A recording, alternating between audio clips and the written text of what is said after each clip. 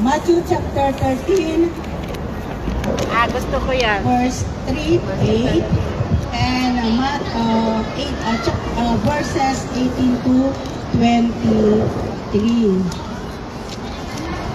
So sabay-sabay natin basahin sa Matthew 13 verse 3 to 8. So sabay po ninyo ang nakasulat dyan, parables of the sower, di ba?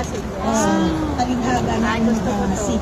Basahin natin, sabi niya dito, then he told them many things in parables, saying, a farmer went out to sow his seed. As he was scattering the seed, some fell along the path, and the birds came and ate it up. Some fell on rocky places where it did not have much soil. It sprang up quickly because the soil was shallow. But when the sun came up, the plants were scorched, and they withered because they had no root. Other seed fell among thorns, which grew up and choked the plants.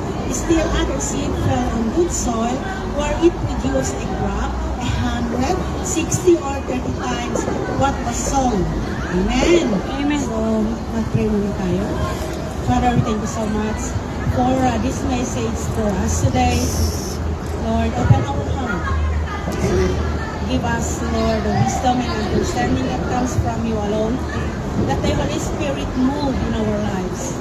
So that we can able to receive thy word and help us to apply it in our lives. As we cannot able to understand with just our own understanding, without the guidance, without the help of the Holy Spirit. We thank you so much, God, because we know na bago pa namin, Panginoon, marinig ang salita mo ito, bago pa man kami lumabas sa tahanan ng aming mga amo.